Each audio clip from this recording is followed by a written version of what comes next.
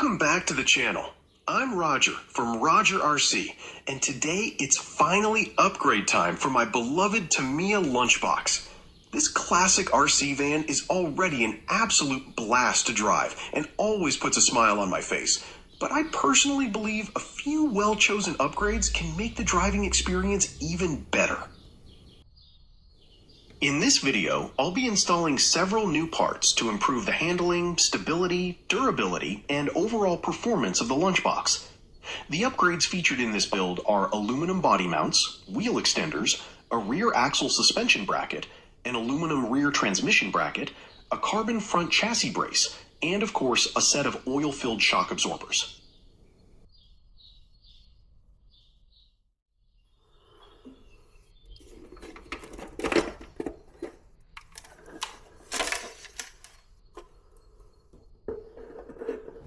The aluminum body mounts are definitely not an unnecessary upgrade, because one of the original mounts already snapped during the first test run with my Lunchbox. The wheel extenders will add some extra stability, so my Lunchbox won't roll onto its side quite as easily. And the rear axle suspension bracket should also make my Tamiya Lunchbox a bit more rigid and stable.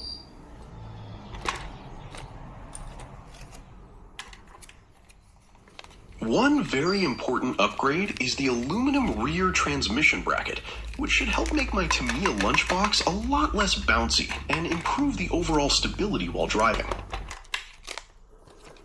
The carbon front chassis brace should also add some extra strength and rigidity to the chassis of my Tamiya Lunchbox, although I still need to figure out which way around it needs to be installed.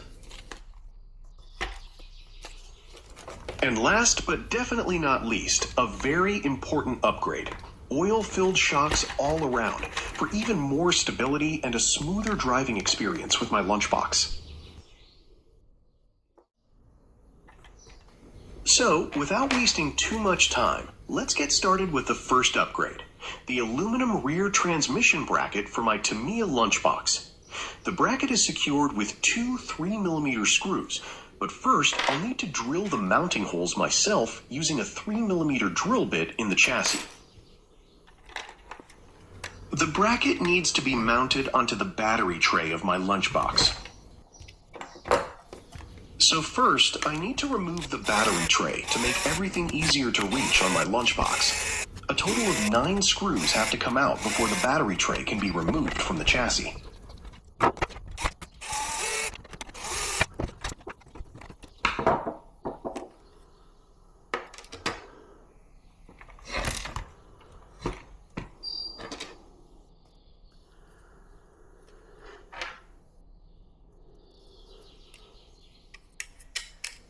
Once the battery tray is removed, you can clearly see how the bracket needs to be mounted on my Lunchbox. To make sure the holes are drilled in exactly the right position, I'll first use a center punch to carefully mark the spots on the chassis where the 3mm screws need to go. That should make drilling the holes a lot easier and more accurate.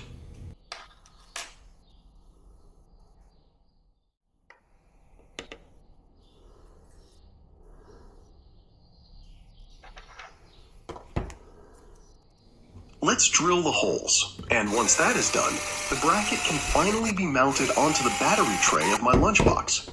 The kit comes with 3mm screws and locking washers, which should help keep everything nice and secure, and prevent the screws from vibrating loose while driving.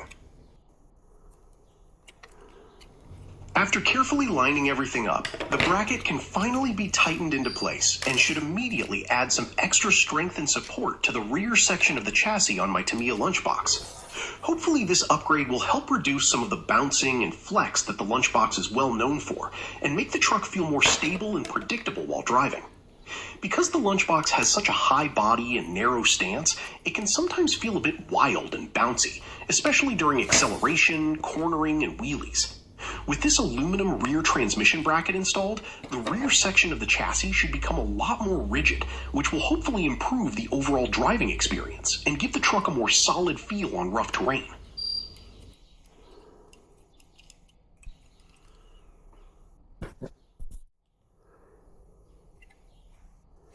Just need to give all the screws one final tighten to make sure everything is mounted securely, and then the battery tray can finally be installed back onto my lunchbox. Reinstalling the battery tray on my Tamiya Lunchbox is just as straightforward as removing it earlier. The only extra thing to pay attention to is making sure the new aluminum bracket is properly positioned around the rear transmission before the battery tray is fully lowered back into place. Once everything is lined up correctly, all 9 screws can be reinstalled to secure the battery tray firmly back onto the chassis. With everything tightened down again, the rear section already feels a lot more solid and reinforced compared to the original setup.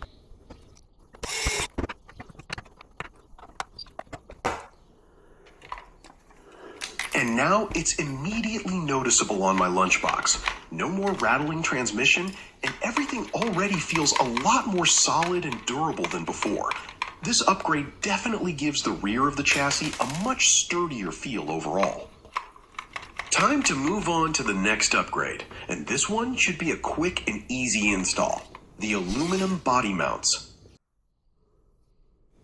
The 4 aluminum body mounts for my Tamiya Lunchbox had to be ordered in black because, unfortunately, they weren't available in the chrome finish I would have preferred.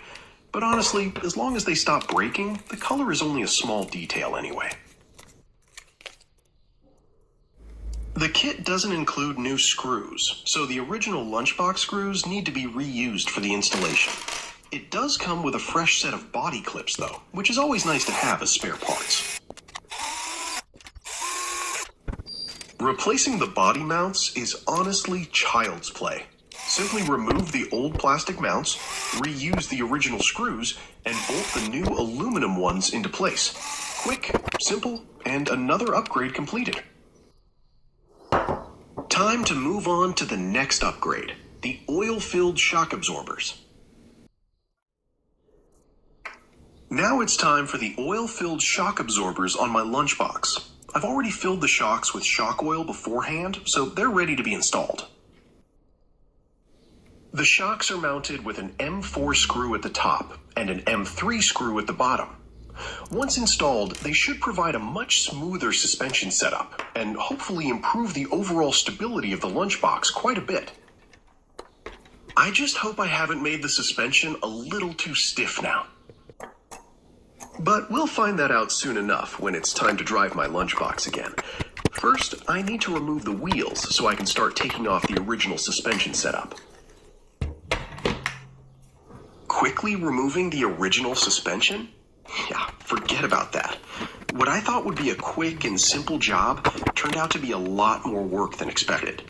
To remove the original shocks and suspension parts properly, the whole suspension setup basically needs to be taken apart piece by piece.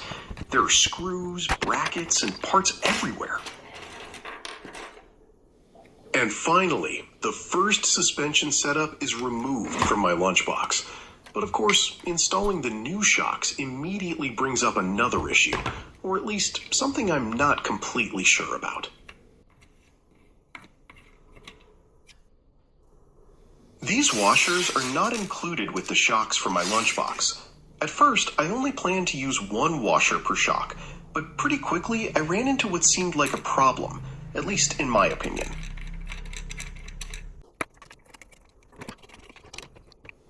If I install the shocks exactly like the original setup, there's a lot of play in the suspension, and honestly, I'm not a big fan of that.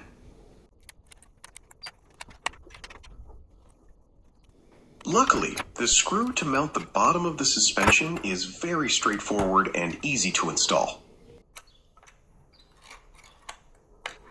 Now I just need to figure out a way to get rid of that unwanted play in the suspension.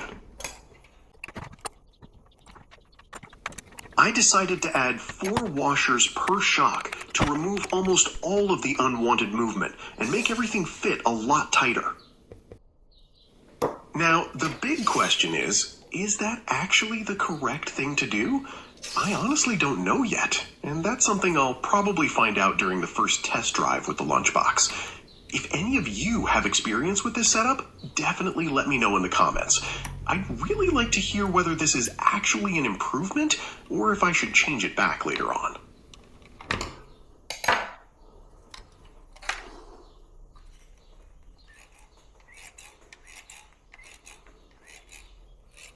The first shock is now finally installed on my lunchbox, so now it's time to quickly work my way through the other three and get the full suspension setup completed.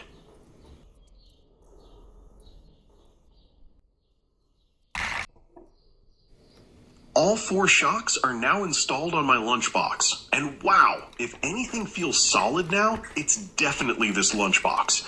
The whole truck already feels much sturdier and more stable than before. Time to move on to the next upgrade, the carbon front chassis brace.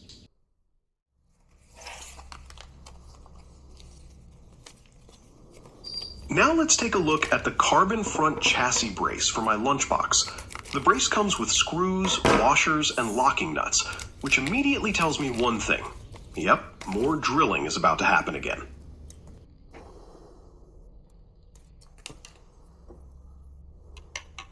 At least I don't have to wonder how the brace needs to be installed, because luckily, it only fits one way.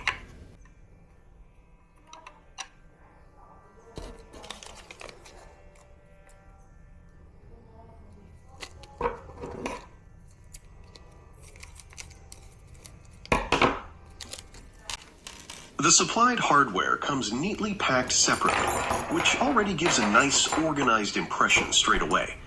The kit includes M3 screws together with washers and locking nuts, so everything needed for the installation is included this time.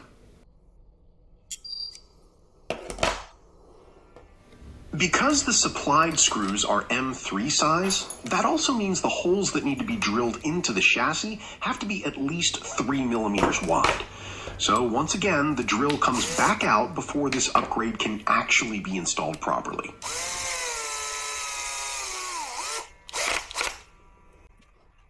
By holding the brace in the correct position on my lunchbox, you can use the mounting holes in the brace itself to accurately mark the locations where the chassis needs to be drilled.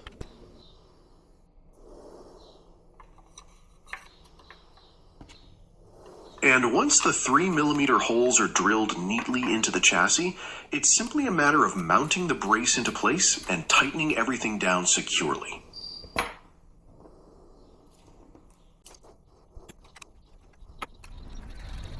I do wonder how much difference this carbon front chassis brace will actually make on my lunchbox, and whether it's maybe a little unnecessary. But honestly, I have to admit, it looks absolutely fantastic installed on the chassis. But anyway, time to move on to the next upgrade for my lunchbox, the rear axle suspension bracket.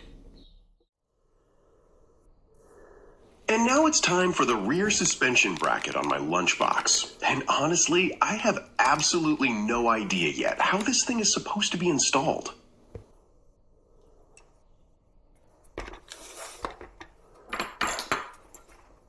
So first things first, the wheels need to come off again, the rear suspension has to be disconnected once more, and the original mounting brackets for the suspension need to be removed before I can even begin figuring this upgrade out.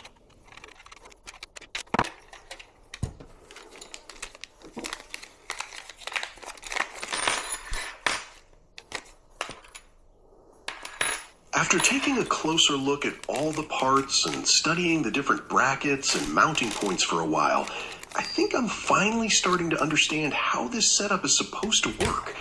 At first glance, it looked a lot more confusing than expected, but slowly, everything is beginning to make sense. Hopefully, I'm figuring it out correctly before I accidentally assemble the whole thing backwards.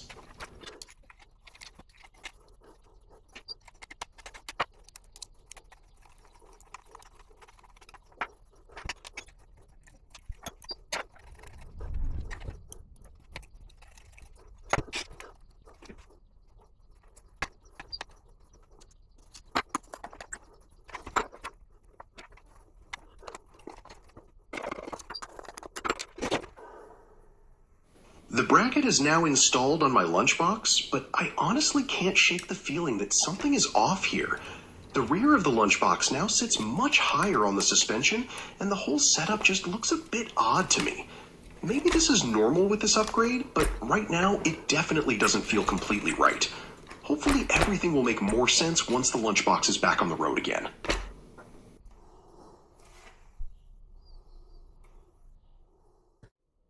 And it turns out I was right. After doing some searching on the internet, I finally found the correct way to install the bracket on my lunchbox. The rear shocks also needed to be mounted on the outside of the bracket, which meant those 4 washers I added earlier had to be removed again. So, in the end, I actually needed that extra play in the suspension to move the shock slightly backwards and line everything up properly. Sometimes you only discover the correct setup after staring at it for way too long and doing a bit of internet detective work. Luckily, everything turned out fine in the end, so it's time to move on to the next upgrade. And this is where things get a little frustrating. All the upgrades in this video were bought from AliExpress, and while not everything has gone wrong, the wheel extenders are completely incorrect and simply do not fit the lunchbox at all. What makes it even more annoying is that the listing on AliExpress clearly states that these extenders are supposed to be compatible with the lunchbox. Unfortunately, that definitely doesn't seem to be the case here. Let me quickly show you guys what the problem is here with the wheel extenders.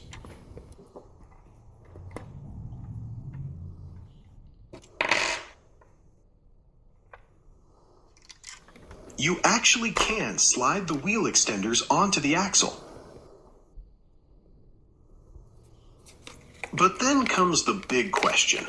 Where exactly is the wheel hex supposed to go so the lunchbox wheel can actually be mounted afterwards?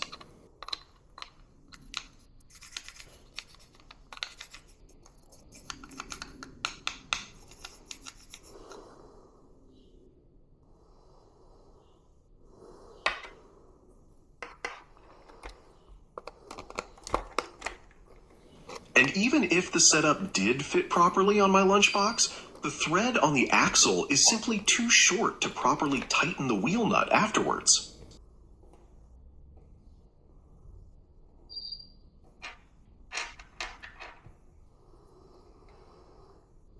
One possible solution could have been using a stub axle extender. I temporarily removed one from the wheel extenders on my Mini Creighton to test it out, but unfortunately, those are still too short to solve the problem properly. So the rear setup on my lunchbox is definitely a no-go with these wheel extenders. Time to quickly put everything back together in the original configuration again. I still want to take a quick look at the front wheels on my lunchbox though, because maybe I'm simply overlooking something here. But here on the front of my lunchbox, it's exactly the same problem again. The extender itself fits onto the axle, but immediately makes it impossible to properly mount the wheel afterwards. Maybe a stub axle extender could also be a possible solution here, but at this point, I'm honestly not completely sure anymore.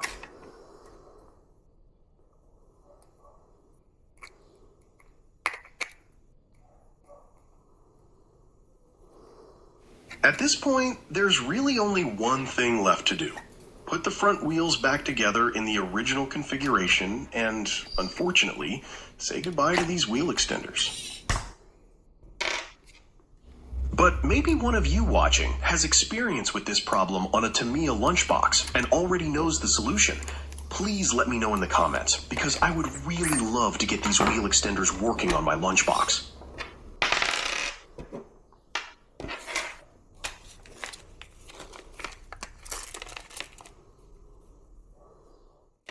That only leaves one final upgrade to talk about for my lunchbox.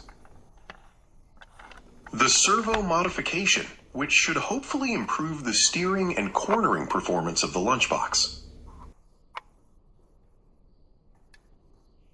Because this upgrade on my lunchbox involved a lot of work, measuring, and test fitting, I already completed this modification earlier.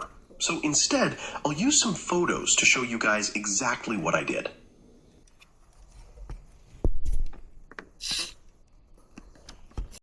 The first step for this servo modification was buying a 10x10mm aluminum square bar. From that 10x10mm aluminum square bar, I then cut 2 pieces measuring 53mm each. Using a 2.5mm drill bit, I then drilled 4 holes and used an M3 tap to cut 3mm threads into them. Once the servo was mounted onto these custom brackets, I could carefully measure the correct positions for drilling the mounting holes into the chassis. And once the 3mm holes were drilled into the chassis of my lunchbox, the servo could be mounted firmly and securely into place. By mounting the servo straight instead of at an angle, I'm hoping the steering performance will at least improve a little bit. And with that, I am finally done working on my lunchbox. Be sure to keep an eye on the channel for the first real test drive at the bash track of RC045, where we'll find out together if all these upgrades were actually worth it. Thanks a lot for watching, and as always, on to the next RC adventure.